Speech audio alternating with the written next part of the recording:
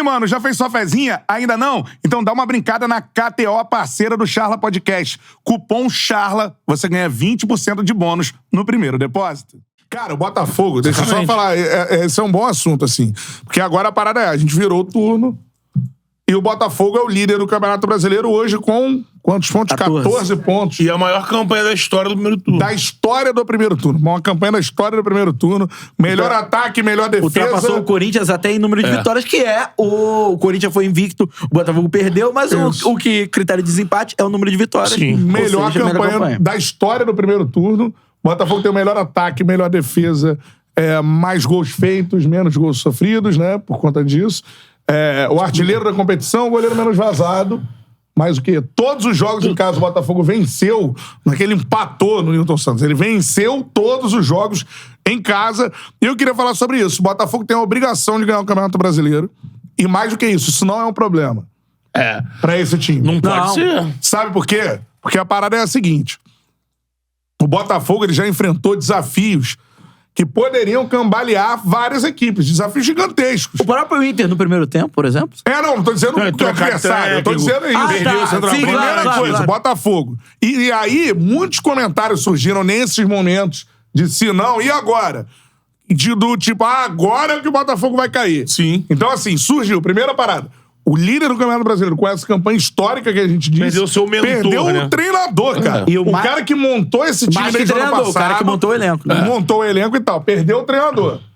Aí, não, agora já era pro Botafogo. Cara, o Botafogo passa por esse impacto que seria gigantesco pra qualquer equipe no futebol brasileiro, como se não fosse absolutamente nada. Ele consegue uma solução criativa, traz o Caçapa, que sai do Botafogo somente com vitórias no comando do time. Até agora não perdeu um jogo na temporada, na carreira como técnico, porque foi pro Molenbeek e não perdeu um jogo. Então, assim, uma solução que eu nunca tinha visto, né, nessa situação de holding, trazer um cara e tal. O Caçapa vai muito bem. Sai o Caçapa, vem esse Bruno Lage aí. Qual é desse cara? Aí vem o Bruno Lage, cara, mostrou no último jogo, mexe muito bem na equipe. Já deu sua cara no time também. Começa a dar a cara dele à equipe, as opções ali claras que ele quer implementar, tudo mais, e já enérgico, ou seja, a questão do treinador, vibe, né? Que poderia ser pra qualquer clube no Brasil um problema, o Botafogo não foi. Não foi um problema, e o Botafogo passou. Segunda coisa, o Botafogo perdeu o melhor jogador do campeonato. É o cara que faz gol, tá ligado? Mais do que ele foi o melhor jogador em várias semanas do Campeonato Brasileiro. E mais do que isso, o artilheiro do campeonato tem muito artilheiro. Tanto que ele deve voltar na artilharia. É verdade. Né? Então, assim, qual time, vamos supor, o Flamengo vai perder o Arrascaeta? Ou o Pedro no passado, lembra? Quando tava titular. Sim, ou outro time. Fala um time que tá na porta. O Grêmio vai perder o Soares. O Palmeiras vai perder o Veiga. O Botafogo perdeu o principal jogador da equipe. E o Botafogo... Ok. Resolveu isso, fez um jogo magnífico, um segundo tempo espetacular contra o Internacional. Então, assim... E outra coisa, no último jogo, que daqui a pouquinho eu quero falar dele, tem o melhor goleiro do Brasil no momento.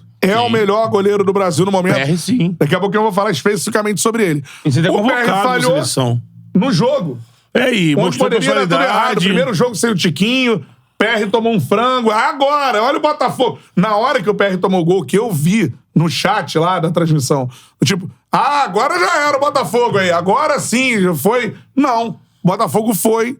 PR falhou, jogou pelo PR, a torcida abraçou. Foi importantíssimo o PR ficou emocionado. Essa atuação da torcida diante do PR. Porque assim, o jogo poderia ter sido 5. O goleiro leva um gol desse e aí vai tudo pra água abaixo. O PR falha num segundo por se concentrar. Coisa que o time sente. A gente fala bastante aqui sobre a importância do mental do jogador. Sim. Acima de tudo, o goleiro precisa de confiança, né, cara? Se o goleiro não tiver confiança, e assim, é um tipo de lance que é muito diferente, por isso a gente não saberia como o próprio PR... Eu acredito que ele tem personalidade suficiente pra passar por cima disso, mas mesmo assim, dentro do próprio jogo, é complicado assimilar. Mas é coisa e aí a torcida vai lá e empurra o cara. Coisas que o Botafogo, né, em outros momentos, até o próprio Botafogo, a galera vai lembrar da situação do Dodô, quando o Botafogo era líder do campeonato, entre outras situações que já aconteceram em campanhas boas do Botafogo. O Botafogo acabou desmontando o time, né? Teve desafios gigantescos pela frente, enfrentou os desafios, e daí? como nenhum outro clube no Brasil talvez enfrentaria. Eu falei isso aqui então, ontem assim, o Botafogo tem a obrigação e é o gigantesco favorito para ser o campeão brasileiro. Total. É isso. O Botafogo, eu falei isso aqui ontem no pós-jogo, ele é o exemplo claro do livro lá do Ferran Surian, A Bola Não Entra Por Acaso. O Botafogo, ele tá organizado internamente.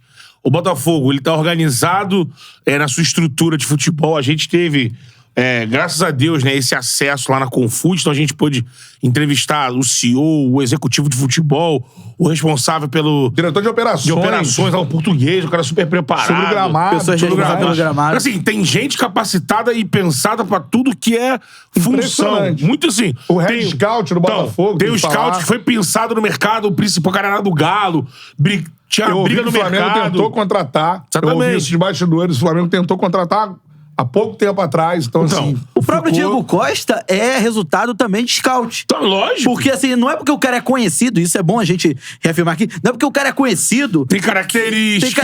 Semelhante. É semelhante qual seria o jogador no mercado disponível pro Botafogo com a janela fechada que iria suprir a ausência do Tiquinho nas mesmas características ou em características semelhantes. Cara, o Diego Costa. Então traz o Diego Costa. Tem orçamento. Isso é trabalho de scout. Pesaram minutagem do Diego Costa. Se jogou ou não, a galera tá falando aqui que ele jogou a maior parte da Premier League como titular lá no Wolverhampton. Não fez uma campanha legal, mas lembrando que o Wolverhampton é uma outra proposta. Sim, mas tem o que ele pode contribuir, o que ele dá de passe, quantos quilômetros ele corre, isso aí tudo isso entra em avaliação. Lógico, eu brigo aqui no lance do Moneyball, mas é isso aí. O Textor, o Botafogo, a Hold, tem recurso pra chegar assim, o Tiquinho machucou, olha aqui, de repente, tirar um atacante de um clube brasileiro, ou ir na Europa, buscar um atacante desse. Você tá jogando? Não. O scout tá lá pra isso. Pega um cara que você não vai ter dificuldade de trazer, porque você precisa de celeridade pra agora, então você não precisa negociar pra arrancar ele de um lugar, contratar. O cara tá ali, ele tava livre no mercado, né? Sim. Ele tava free agent. Então o cara tá solto, você faz uma análise, o scout te apresenta, olha, na última temporada ele entregou isso, isso e isso, entrega pro treinador, o treinador conhece, fala, opa, tá ok.